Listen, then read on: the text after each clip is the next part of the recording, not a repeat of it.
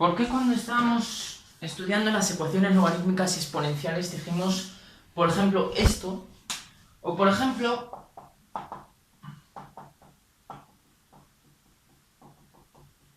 esto? Bueno, esto se va a tener muy claro.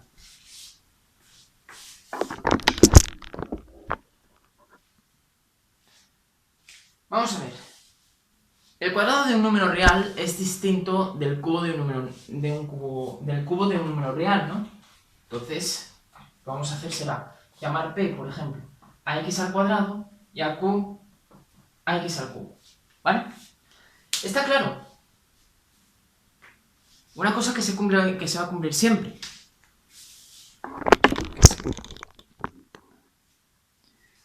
Una cosa que siempre se nos va a cumplir.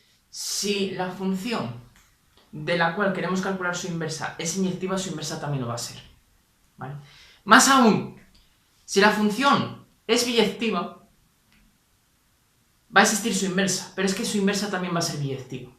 Porque si hacemos la inversa de la inversa, volvemos a recuperar la función de partida. Esto también va a ser claro. Luego, la inversa de una función es única, ¿vale? Bueno. Entonces, si logramos ver la inyectividad de una función, automáticamente la otra quedará a vista. Si cogemos el logaritmo neperiano, es decir, el logaritmo en base e. ¿Vale? La gráfica de la exponencial es algo de este estilo, donde si x vale 0, pues la exponencial vale 1. ¿Vale? Entonces, ¿qué es lo que vamos a tener? Bueno, pues vamos a ver. Vamos a coger dos puntos distintos de R, ¿vale? Que es el dominio de definición de la función exponencial. Vamos a coger el menos 3 y vamos a coger el 3. Estos dos puntos van a tener imágenes distintas, está claro. Otra cosa que va a pasar aquí va a ser lo siguiente. Si nosotros quisiéramos ver la inyectividad de la función e analíticamente, habría que estudiar un límite, que es como de hecho se va a definir el número e. Ya sabemos que e es el límite cuando x tiende hacia un número a, ¿vale? Que puede ser finito o infinito, a o, bueno, donde a o bien puede ser o bien infinito o bien r, ¿vale? O bien un número real. Bueno, ¿de quién? Bueno, pues de 1 más 1 partido por f de x a la f de x. Así es como se va a definir el número e. Claro, pero si yo ahora lo que tengo es esto, tendría que elevar este límite a la x a su vez, ¿no? Bueno, pues vamos a poner aquí el límite cuando p tiende hacia a de todo esto. Esto sería f de p, ahí, ¿vale? Elevado a la x. Bueno, ¿y cómo vemos esto? Bueno, pues la cuestión es bien sencilla. El límite, cuando p tiende hacia a, de 1 más 1 partido por f de p a la f de p a la x es igual al límite cuando p tiende hacia a, o cuando p tiende hacia a, ¿de quién? De 1 más 1 partido por f de p a la f de p y luego todo elevado a la y. ¿Vale? Claro, el límite de un número real o bien va a ser infinito o bien va a ser un número real. Esto va a ser un número real, de hecho. Esta es la definición del número e. Este límite que tenemos aquí. Entonces esto va a ser ya un número real.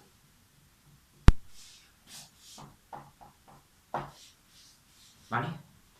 Y vamos a suponer, porque esto no lo podemos probar aún, que las funciones exponenciales, m a la x, son funciones inyectivas. Bueno, pues como esto nos está dando un número real, es una función exponencial. Son funciones exponenciales las dos. ¿Esto qué quiere decir? Pues esto nos va a decir que automáticamente x va a ser igual a y. Ya, pero es que esto es e a la x y esto es e a la y. Y de la función que estamos hablando, pues es justamente de la función f de x igual a f de y. f de x igual a e a la x. ¿vale? Y e a la x es justamente esta definición, ¿no? Y como estamos suponiendo que las exponenciales son funciones inyectivas, pues automáticamente se tiene eso. La demostración de que una función exponencial es inyectiva se requiere de utilizar el teorema de Taylor para el desarrollo en serie de potencias de una función, que eso todavía no lo vamos a ver, ¿vale?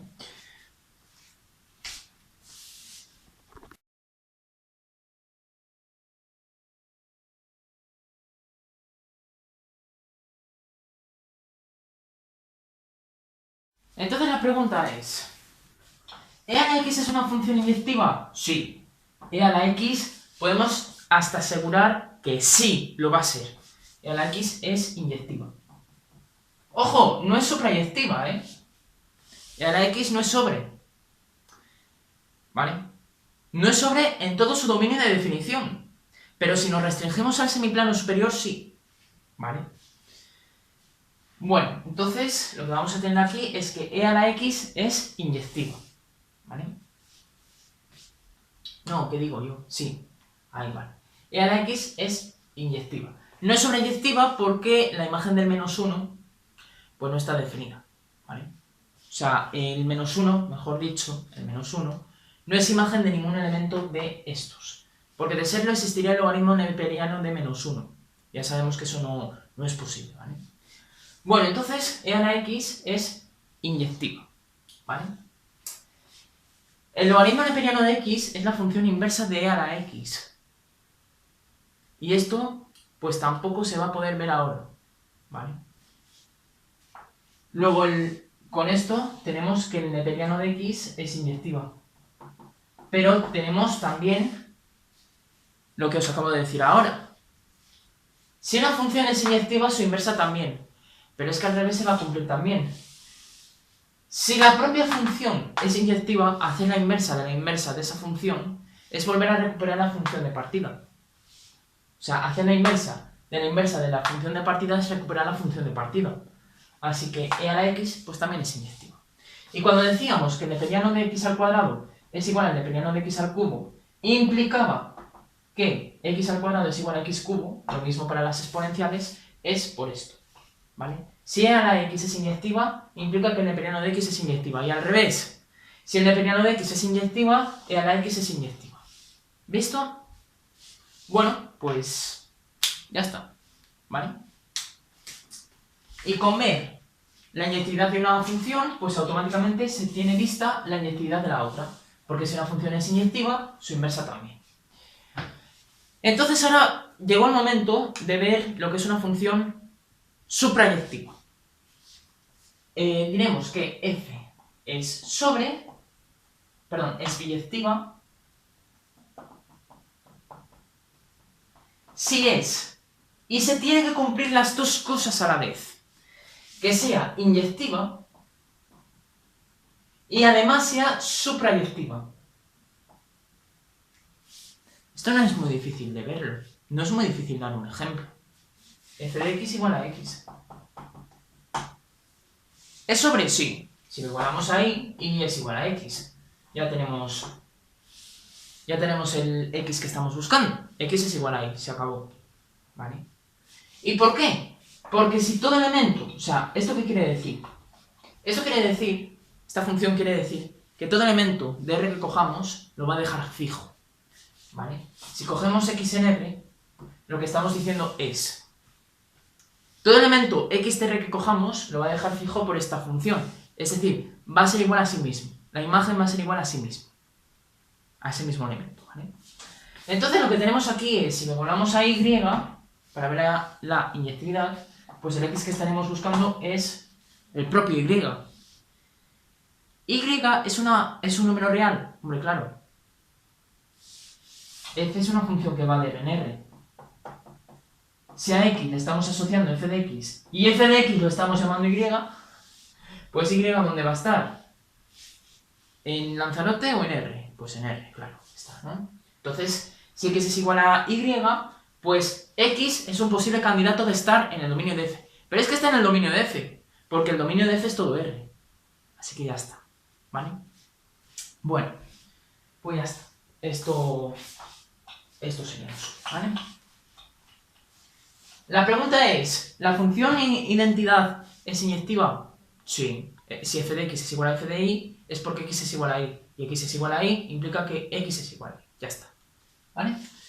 Bueno, pues esta va a ser la condición o una condición que voy a poner en compacto, para que una función sea inversible.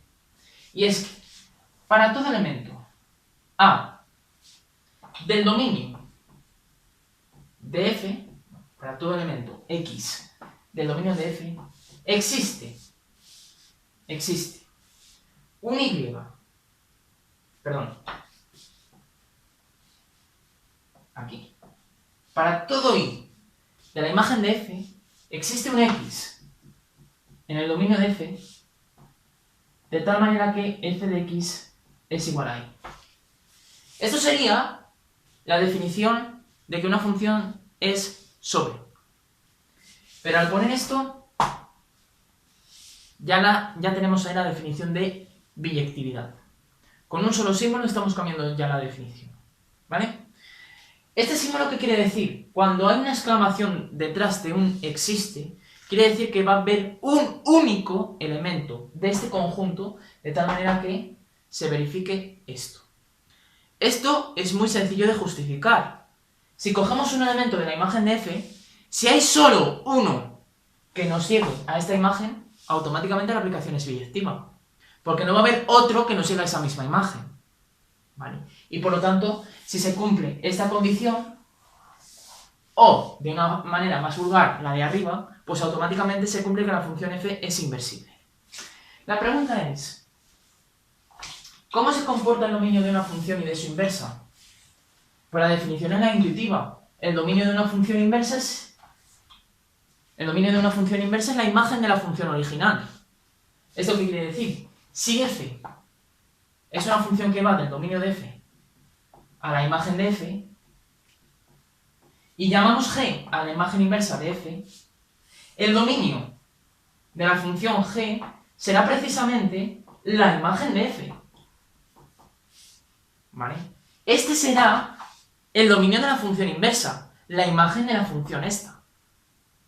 Claro, ya sabíamos que se iba a cumplir esta contención para las funciones compuestas. Y hemos dicho que si se cumplía la otra contención, tendríamos la igualdad entre conjuntos. Entonces, ¿qué nos sugiere hablar de esto? Lo que sugiere hablar de esto es justamente de qué pasa si componemos una función con su inversa. Bueno, pues esta va a ser un ejemplo de funciones que para la composición sí que va a conmutar. Pero solamente en este caso. Si estamos hablando de una función y de su inversa. Siempre se va a cumplir esto. Y esta composición siempre va a ser la función identidad. Siempre va a dar x.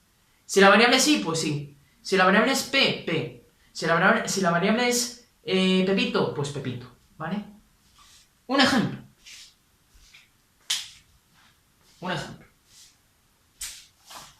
Vamos a ver.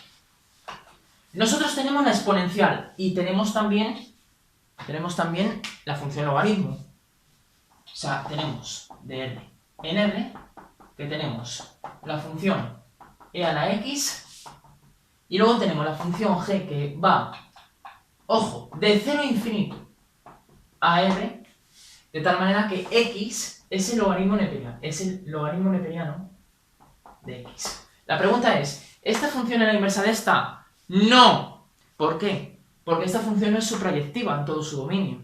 Pero si hacemos esto, sí.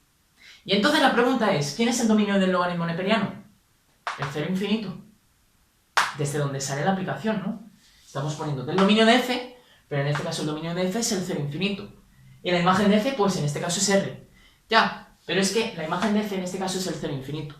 Y entonces el dominio del neperiano de x es el 0 infinito, que es justamente el dominio de la función f. Y ya está. ¿Vale? El dominio, perdón, no es el dominio, es la imagen. ¿Vale?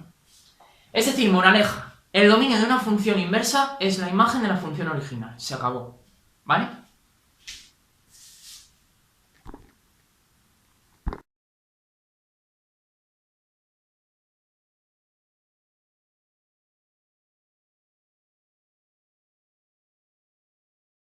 Y la pregunta que me deberíais de estar haciendo es, oye Rubén, ¿y cómo se calcula entonces la función inversa? Porque el que la función original compuesta con su inversa o al revés, porque tiene la propiedad conmutativa, en ese caso son funciones que conmutan en cuanto a composición, nos da la identidad, la función identidad, es decir, la función x, la función y o de la variable que estemos hablando, pero ¿cómo se calcula dicha función inversa? Bueno, pues nosotros tenemos una función de variable real, es decir, podemos tener el dominio y la imagen de f, o bien toda la recta real, o bien un conjunto más pequeño que pueden ser los intervalos, ¿vale? Un intervalo. ¿Qué va a pasar aquí? Que a cada elemento x de R le va a corresponder un elemento f de x. De aquí, ¿no? Pero imaginemos que queremos dar la vuelta a esta aplicación. ¿Vale? Imaginemos que queremos dar la vuelta a esta aplicación. Entonces lo que vamos a tener aquí será un elemento de este conjunto va a ser un elemento de este. Pero, ¿qué es lo que estamos diciendo que cumple una función inversa? Lo que estamos diciendo es que lo que cumple una función inversa es, si la función original es una función biyectiva, la función inversa también lo va a ser. Entonces, para que se pueda dar la vuelta a esta aplicación, lo que se tiene que cumplir es que esta función sea biyectiva, ¿vale? Luego, si tenemos la igualdad entre las imágenes, tenemos que tener la igualdad entre los elementos del dominio. Y solamente una. No puede haber más igualdades que esas dos. Porque lo que estamos obteniendo es una función biyectiva, no una función sobre. ¿Vale? Entonces, lo que tenemos aquí es, si f de x es igual a y, esto nos dice que x es f a la menos 1 de y. ¡Hala! Ya está calculada la función inversa. Ya, claro, pero me diréis, ¿y eso qué? Bueno, pues entonces, lo que tenemos aquí que hacer es, dicho de otra forma, pronto y mal, por ejemplo, si tenemos esta función, tenemos que despejar la x en función de y. Lo que estamos obteniendo aquí es la función x, o sea, el parámetro x en función de otra función que depende de y, llamémosla h de y. Es decir, tenemos que despejar las x, dicho de otra manera, pronto y mal. Pero luego puede haber otro método mucho más vulgar que no me gusta a mí, que es intercambiar el papel de las x con las y's y luego volver a despejar y. Ese método es el que menos me gusta a mí, ¿vale? Porque no respondería a la definición de función inversa, ¿vale? ¿Qué es lo que se va a cumplir en este caso? Digo, bueno, pues voy a llamar a esto y. Entonces voy a despejar la x en función de y. ¿Se puede? Sí, porque el dominio de esta función es R, y la imagen es todo R. Es una función inyectiva, lo hemos visto antes, y es una función suprayectiva.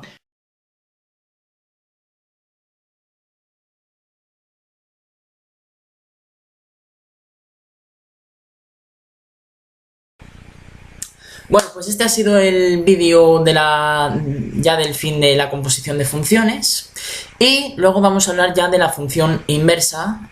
Seguiremos hablando de la función inversa y daremos ejemplos de funciones de este estilo. Bueno, pues dicho todo esto, nos vemos en el próximo vídeo de CDM Clases de Mates.